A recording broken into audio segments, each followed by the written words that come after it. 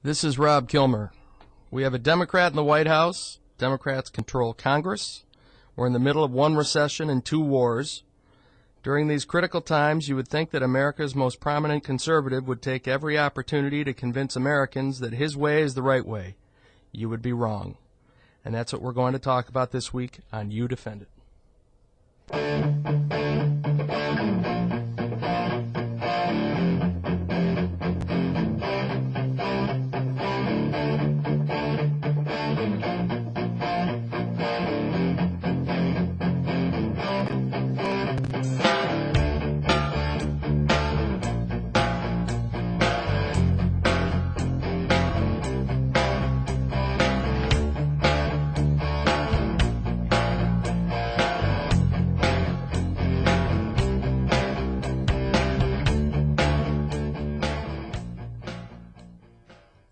Welcome to You Defend It with Rob Kilmer. The phone number to call into the show is 772-1290.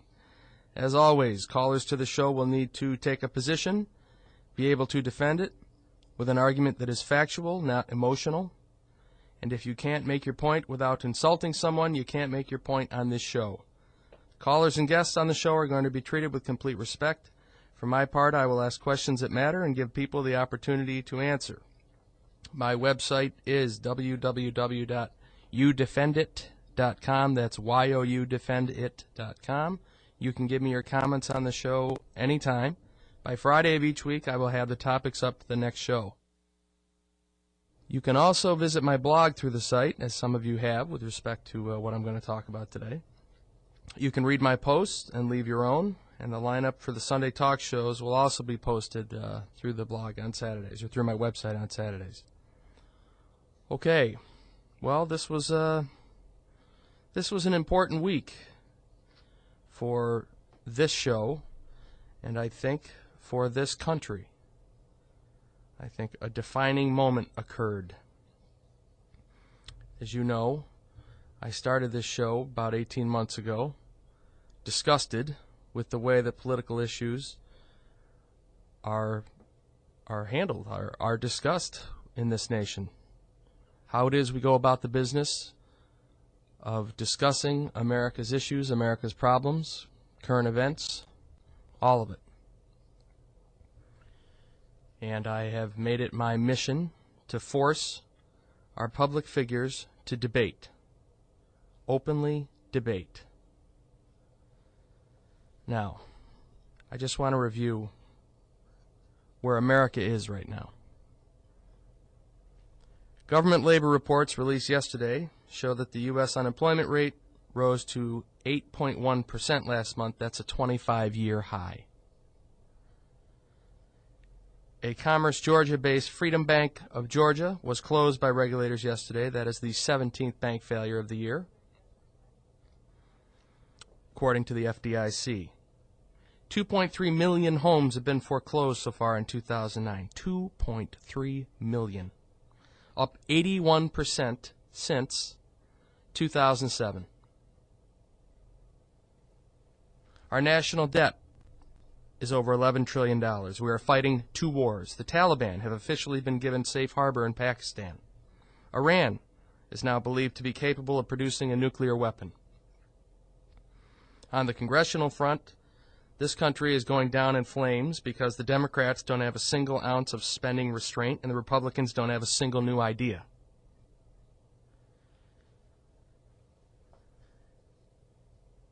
After the break, after the first break today, I will play for you an exchange between Rush Limbaugh and me. It occurred on Wednesday, and I essentially took the opportunity to ask him what I have been seeking to ask him and others like him since I started this show in 2007. In fact, I'm going to go to the break a little quicker than usual so that after the break I can play the clip and we can talk about it. But this show is about separating out the people who are in it for money. When I say in it, I mean in the business of public discourse and the public debate. Those who are in it for the money and what they have to do to keep making that money. In other words, divide Americans. And those who are in it to actually address this nation's problems. I think you will find it easy to determine which category Mr. Limbaugh fits into. We'll be back. You are listening to You Defend It with Rob Kilmer right here on News Radio 1290 WNBF Binghamton.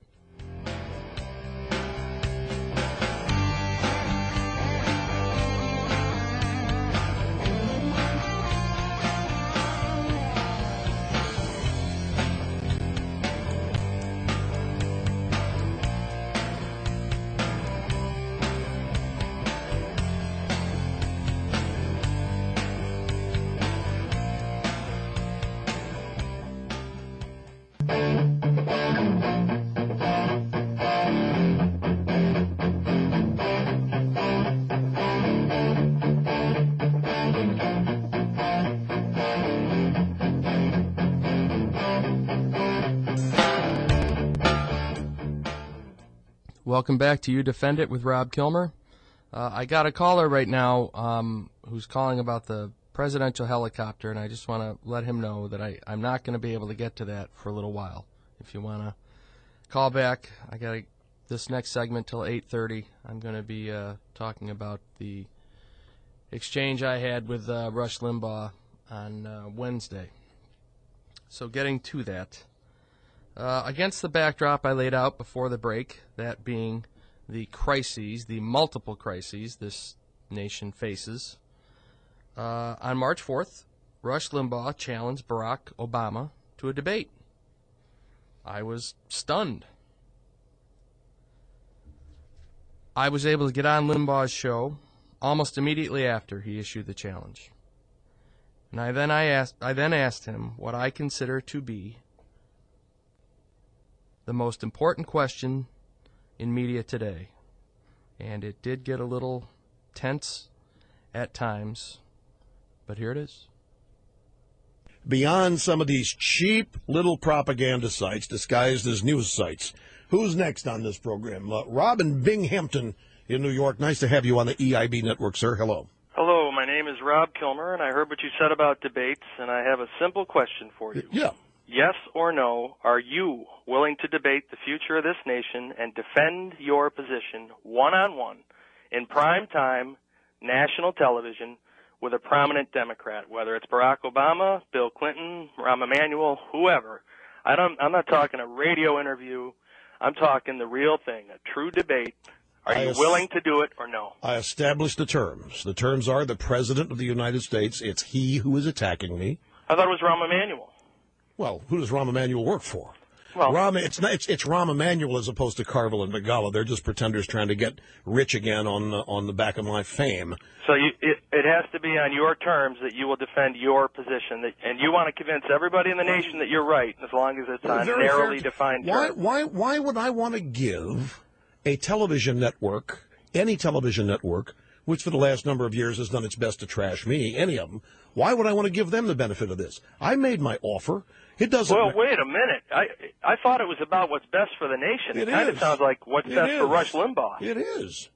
Well, are you willing to defend your position in front of a nationally televised audience or not?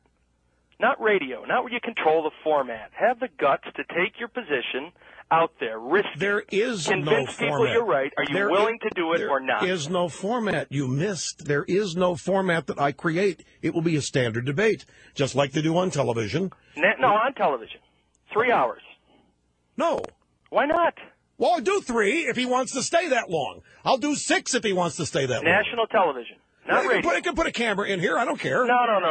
Are you willing to have a traditional televised It's the same debate? difference. Yes or no? I set the terms. That's not an idea that's about an agenda. That's that's a proposal about you, not about your philosophy. You don't get to set the terms either.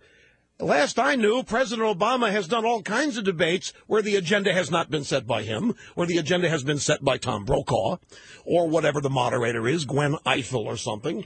I think the onus is on President Obama to step out of his comfort zone. The onus is on President Obama. I extended the invitation. It's up to him. I'm willing. I'm able. And they can put a camera in here. There's one in here already anyway. I hate it, but it's here. That was the exchange between Rush Limbaugh and me. So the question was whether he is willing to debate the future of this nation and defend his position, one-on-one, in prime time on national television with a prominent Democrat. And his answer, in short, was that he was not. He is so convinced that he's right that he will only talk to people who already agree with him.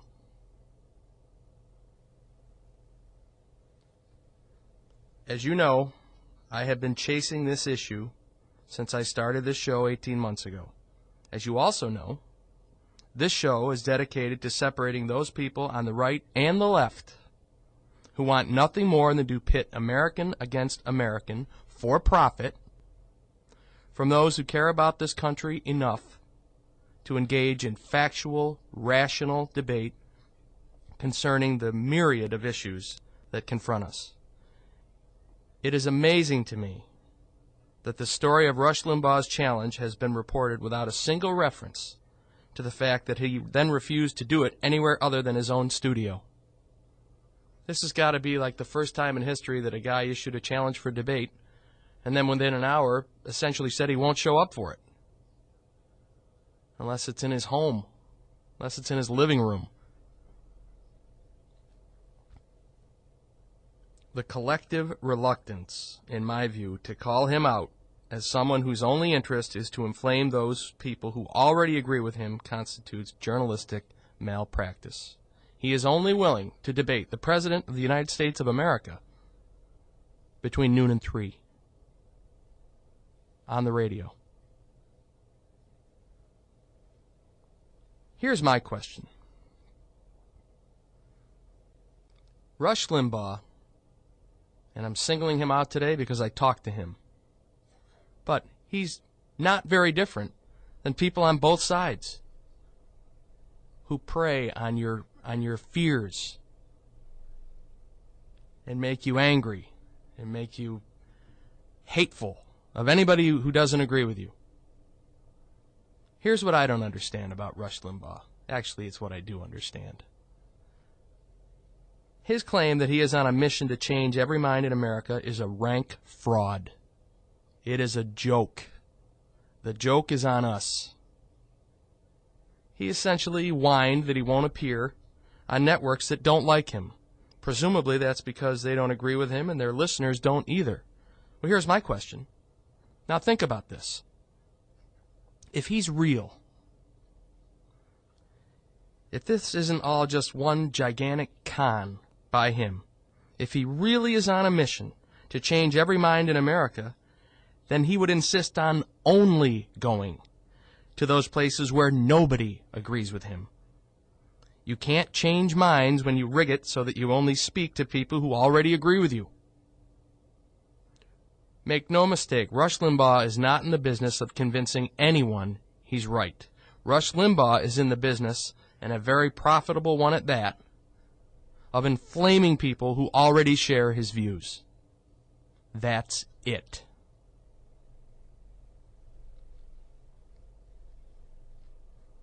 I started this show to take on people like him from the left, from the right, who do nothing but mock and ridicule while this country goes down in flames. Why is it that a man who wants to change everyone's mind won't go anywhere where he could possibly do it? Does that make any sense to you? None of these people will. Last night I saw a clip of Keith Olbermann arguing with Ann Coulter about who had the more legitimate degree from Cornell. Who cares? Keith Olbermann has a prime time show. What is he doing? He's not the answer to Bill O'Reilly. He's the same as Bill O'Reilly, only from a different political perspective.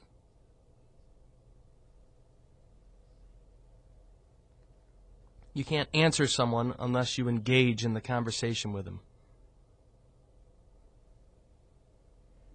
And if you really believe, as Keith Olbermann claims to, that he is the answer to people like Bill O'Reilly, then there's a predicate there. There's a presumption there. He believes that Bill O'Reilly is just kind of a flamethrower, an obnoxious, emotionally based arguer of moral imperatives and things of that nature. And then Olbermann does the same. Meanwhile, what gets resolved? Nothing.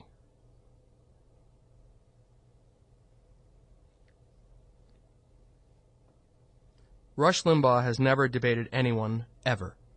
Ever. He controls the format and the topics and literally silences callers, as he did me, without telling his audience. That clip you heard from me, I wasn't done talking by the time you heard the last from me. He had just cut me off without telling the audience, which is what they do. All of them. That's legitimate debate? That's what I'm waiting for. Someone to say, he debates callers all the time. Nonsense. He manipulates callers all the time.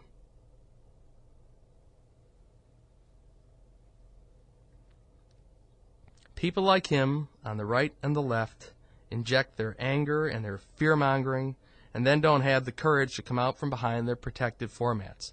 They are the drive-by media. He's created this whole term of drive-by media. What could be more drive-by than somebody who makes these claims from time to time and then won't show up to debate them? That is drive-by media. He is drive-by media.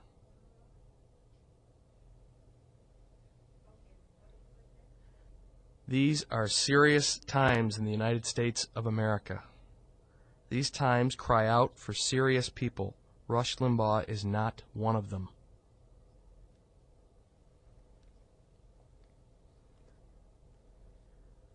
I may have time for one call here about Rush before I go to the break.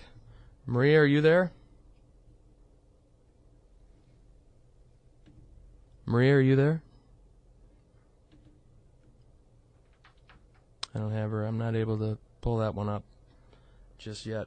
And after the break, we'll talk a little more about my exchange with him. Kilmer? Yeah, are you there, Maria? Yes. I think we're having some type of interference here in our conversation with a phone or something. Go ahead. I think I got it straightened out in here. Okay. Well, I just wanted to tell you how true you speak. I have noticed in the last 10, 15 years, maybe even longer, we used to be independents, Republicans, Democrats, and then we got the subtitles of liberal, in which some people say liberal and their voice seethes with disgust, like a liberal is something that's in the bottom of a garbage can. Then there was conservative, and that was another side addendum to the Republican Party, and this was heroic, wonderful. We had all the right constitutional beliefs and all that type of thing. What they have done in these last years is polarize each other against the other.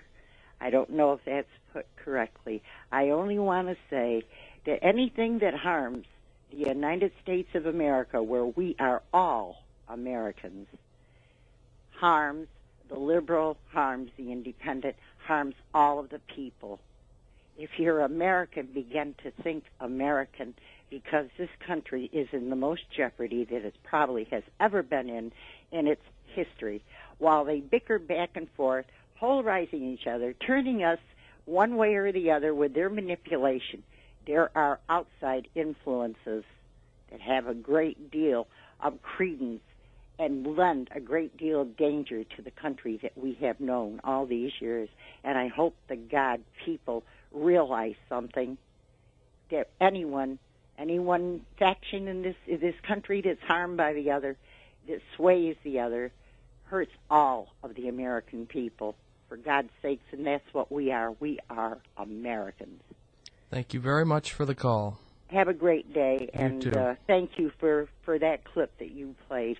It sure is, I hope, an eye-opener to some people about how these national talk shows solicit people to call, and then the prima donna act goes on, and they're the star, and you're there for as long as they want you, or they blow you off if they don't, without even saying goodbye. Have a nice day. Have a great day. You too, Maria. Thank you. Bye-bye. That may be the best call I have had on this show since I started.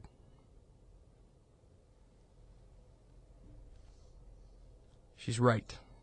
Of course she's right. We used to be Democrats, Republicans, Independents, not affiliated with any party. It was a box you checked at the Board of Elections. And then it became something lower. I think subtitles is a great word there. And it's with a sneer that each side describes the other now. When there's no room for compromise, and the extreme positions on either side won't solve the problems, then there's no hope for a solution. And we've got a lot of problems right now. We will be back. Paul Harvey is up next from 8:30 to 8:35. This is You Defend It on WNBF Binghamton.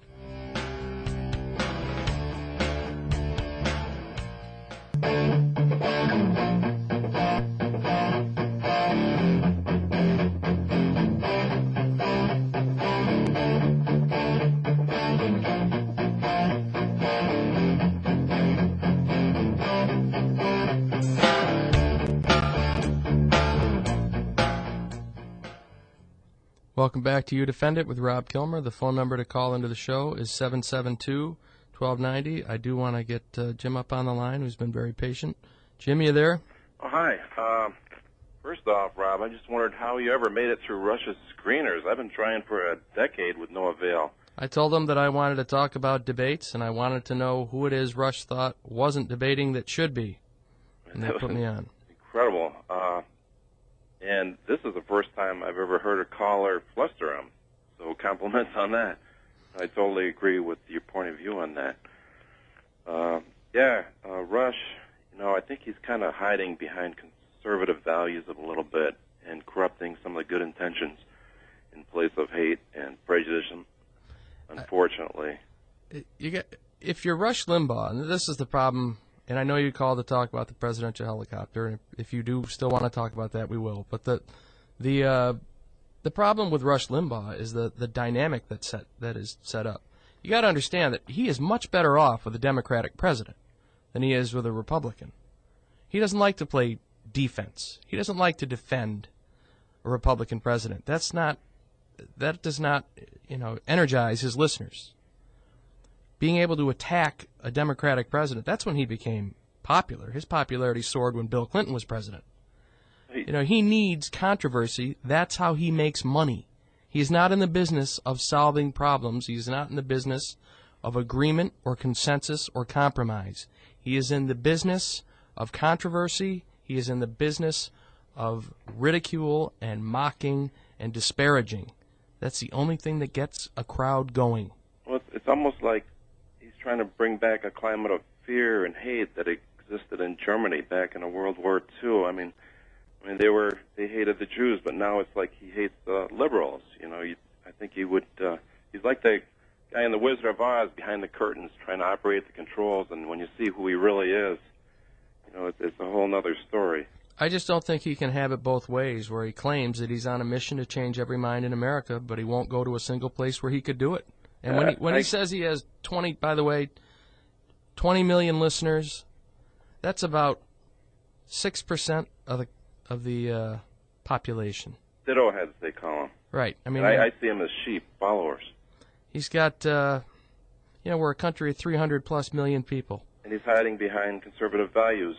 I mean, some of his ideas are okay, but he's using that as a vehicle to foster hate, I think. I'm afraid he's divisive, he's demeaning, discriminatory, and all the hate talk I don't think it's advancing this country at all. But yeah, the reason I called actually was about the presidential helicopters. Obama came out and said that he doesn't need 28 helicopters, and I was just thinking maybe there's another solution here. Could we use some of those helicopters for the military, possibly? Do you think we really need 28? I don't know. I don't know a lot about the helicopters, the presidential helicopters. I do know that they provide a number. They're sort of deployed all over the place. It's not just that he uses one to get back and forth from the White House to Camp David or to Andrews Air Force Base, and there's 27 backups. They're deployed in different places in the world. They take him, they fly him to different places, and they're also used for other people as well. I don't know how the number 28 was arrived at, and I don't know when it became so expensive. Certainly not in the last, since January 20th when he took office. Somebody had to know this was coming, but they must be putting those $4,000 toilets in them or something. Okay. Well, thanks very much for calling. Take care. Bye-bye. Bye. Another thing I don't understand about this whole infighting in the Republican Party, okay? You've got Michael Steele, who is the chairman of the Republican National Committee. There have already been people calling for him to resign. Where is he? He had the audacity to call Rush Limbaugh an entertainer and then quickly apologized, as any Republican who says something that might be the least bit offensive to Rush Limbaugh does. But, the Republicans don't have a voice. They don't have anybody speaking for them but Rush Limbaugh. I mean, I bet you most Americans could not name the chain of command in Congress for the Republican Party. There's Mitch McConnell, who's the Senate Majority Leader, not widely viewed as a very charismatic figure. Certainly been around for a while and is competent, but he's not going to be the person who motivates the party. And then you have John Boehner in the House. He hasn't made much of a name for himself, and he's not really in a position to. So, I mean, I don't know where the Republicans intend to take their message. If they're mad about the White House saying that Obama is unfairly attacking Rush Limbaugh, as they're labeling him the head of the party, then who's the alternative? They should have somebody out there. Michael Steele is a far more rational person than Rush Limbaugh, and the things he says are more constructive because they have different motivations. Rush Limbaugh does it for the money. There is a monetary reward for inciting emotions. That's what Rush Limbaugh does. Michael Steele is supposed to be assisting Republicans to get elected. You don't get elected by inflaming most of the country.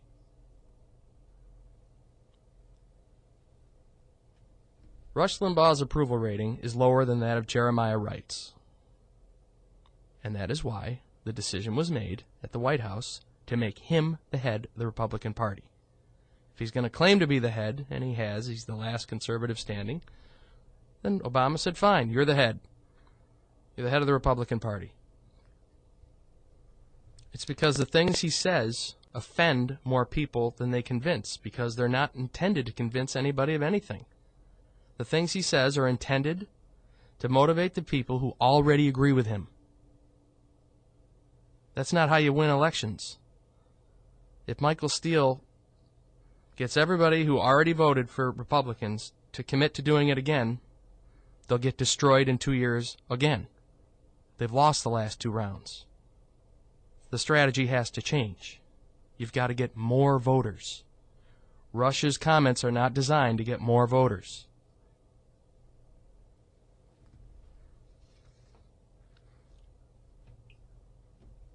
Okay, I've got Joe from Binghamton.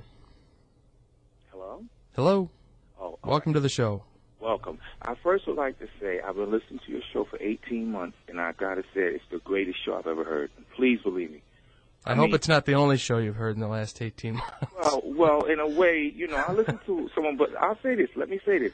First of all, I'm glad. I love the way you worked Rush Limbaugh. Although he is about the money. Like you said, he just likes to throw flames to the fire.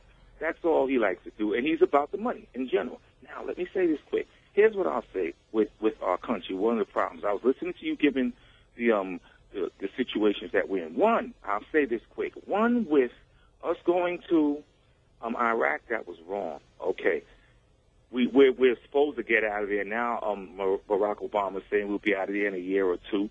And then, but here's the problem. We're going to get out of there and go into Afghanistan. Well, a lot of people have to realize Afghanistan is maybe 3 or 4 times bigger than Iraq. And once you get in there, we all remember what happened with Russia. When Russia got in there, we all and see. Here's the problem. I hate to say again with America.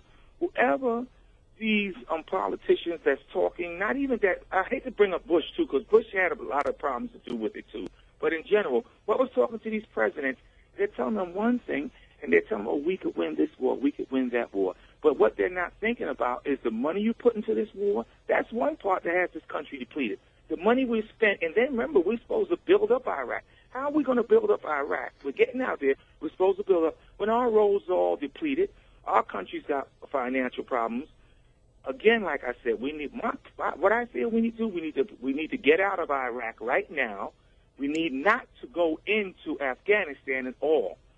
If you got to do it in a small way, then like a special forces over there to find Bin Laden, okay. But what they want to do, what the Middle East is doing, is pulling us in the same way they did with Russia. They're pulling us in, depleting our financial situation terribly. And a lot of these politicians can't see it, or maybe, I don't know, if they don't care. And the last thing I'll say, again, with Barack Obama, I voted for Barack Obama. There's something I do believe that a lot of people are saying. You cannot get out of a recession by just constantly spending. That's what put us in it. That's the way I feel. I feel that we just need to try to cut back on a lot of things we're doing. I know a lot of people say, "Oh, we don't want to cut back with this. We don't want to cut back with that." But we're going to have to do it. We're going to, in general, because we just can't keep this spending and spending. National debt, $11 trillion. We owe China money. This country is already becoming a second-class country. Hey, I got a few more callers lined up, but I really appreciate you calling in. Thanks very much. Thank you so much. Thank you. Okay. Bye. One point he made about Afghanistan, what people don't realize, that's supposed to be a NATO operation. Why are we still paying for it? Where's the shared cost with Afghanistan? And he's right about Afghanistan being tough. They just wait you out. They are 15-round fighters in Afghanistan. And we went in there and thought we had won, didn't finish it. And now we're sending another, I don't know, there's 30 or 50,000 troops there. Okay, I have to go to one more break.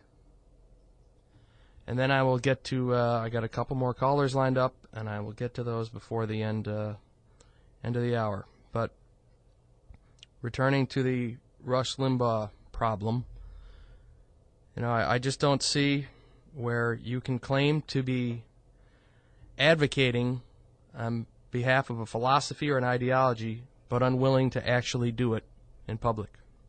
I don't get it. We'll be back.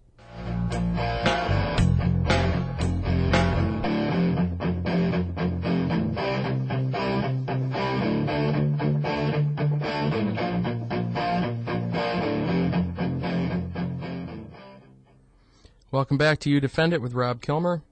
I just want to say one brief thing before I get to the callers. After I called Rush's show, I called him between 12:45 and 1. Then he went to the break at 1 o'clock, came out of the break, and went after me for having basically been fearful that Barack Obama would lose the debate. First of all, I was a liberal. I didn't mention to him that I have a radio show on the same station he does. But I was a liberal, fearful of the format he had established and already trying to change the rules on behalf of Barack Obama. I don't know whether he thought I had been in touch with the White House between 12:15 when he issued the challenge and 45 when I got on the show, and we've been able to formulate a plan.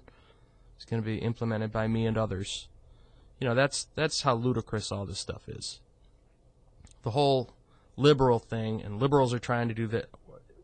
Where's the planning? Where are the meetings? We just spontaneously know what to do as liberals? You know, again, anything but the issues. And he'll put up 500 hurdles before he actually has to debate somebody on an issue that matters in a format that he doesn't tightly control. And he'll never do it, by the way. He will not do it because he can't. What's he going to do? Say the same things he says on this radio show? He can't. And if he doesn't say the same things he says on his radio show, he's going to offend the people who listen to his radio show. Bob from Binghamton, are you there? Yes, I'm here. Welcome to my show. Oh, thanks for taking my call. Sure. I'm involved in business, and I have to say, Rush. I don't agree with a lot of the stuff that he says. He's got to pander to his audience.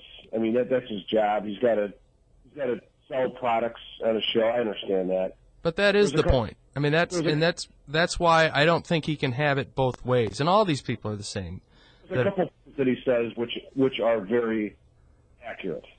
The Obama, his play, it's right out of the Socialist Workers Playbook. He's scaring the hell out of people on purpose. He's trying to. I've never seen a president. I'm 60 years old, and I have never seen a president with such negative talk as this guy in my entire life. Do you think that Barack Obama has said anything about the economy that isn't true? I think it has been exaggerated. I think they have a plan to push the stimulus package through, which is no stimulus package at all. It's nothing to do with stimulating anything, and it was to put pressure on Congress from their constituents to get it pushed through, and it worked. And believe me, these people are very intelligent people that are working in the White House. Everything that comes out of the president's mouth, whether it's George Bush or Ronald Reagan or Jimmy Carter, is calculated with a fine-tooth comb. Oh, I agree with that. And I believe that his mouth is calculated for they want an end result, and everything is calculated. And I think that he did that, particularly with respect to Rush Limbaugh. I mean, make no mistake, there was a calculated decision to go after Rush Limbaugh because Rush. The Hugo Chavez playbook. Well, but I'm not saying that. I'm saying that they went after Rush Limbaugh because his favorable ratings with the country are so low, and because there's nobody else out there who's really asserted themselves as being in charge of the Republican Party. They made a decision to make him the head of the party. No question about it. True. They also want to silence opposition. See, I disagree with that. I think that they want, it was like the Democrats. They didn't really want Tom DeLay kicked out of Congress. They wanted him in Congress offending people. They don't want to silence Rush Limbaugh. They don't worry about Rush Limbaugh, I don't think, because Rush Limbaugh, he doesn't convince many more people that he's right. I mean, for how long have we been hearing him say that he's got 20 million listeners? Well, why isn't it 40 by now and 50? People that agree with him, I totally agree with you as far as that goes. I think they made a calculation that the people who agree with him already are people that are lost for Obama, and that Rush Limbaugh won't get many more. As long as they expose the things he says, and they jumped all over this, the president, I want the president to fail and all that. But I want to make a broader point about what you're saying. If Barack Obama's a socialist, or if Rush Limbaugh believes he's a socialist, or if anybody does, then let's have the debate. Let's not make a comment. I don't mean you. I mean, why not have a debate? Why not have a 3-hour? This is why I think you're a socialist. This is what constitutes a socialist. This is what you've done that makes you a socialist. And then have Obama or whoever else on his behalf. I mean, there should be weekly or biweekly or monthly debates in this country. The notion that we have them 3 times every 4 years is incredible to me. In the meantime, Everybody's hurling characterizations about people around, and nobody's backing them up.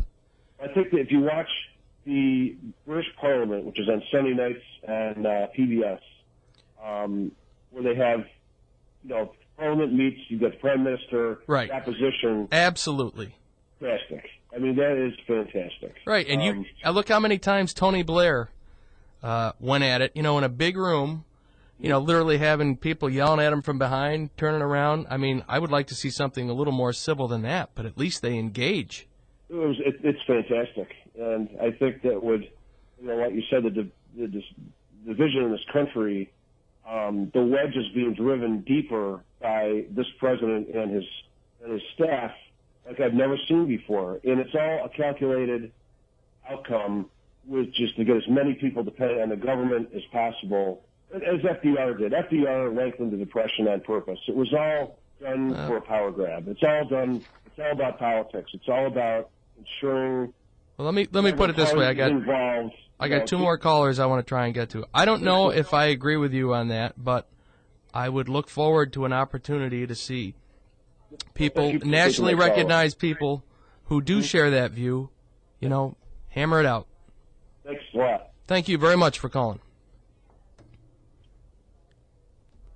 Okay, Frank, you there? Hi, Rob. How are you? Good. It's the first time I've seen you get excited. No, it isn't. Now I know where some of your hot buttons are. Hey, you asked the previous caller what Obama said wrong. I think I've heard him say in the last week, universal health care will help our economic problems. Now, unless you're a 100% Keynesian, I don't know how spending trillions of dollars more. I think we're up to about 20 trillion now that he's promised. FDIC was another, half a trillion yesterday. Well, what if you are a Keynesian? Well, then you believe that government intervention and spending more will help. And you believe that, and Barack Obama may very well believe that, and he may be right. He may be right. There's no question that what has gone on during the last 10 years or so did not work.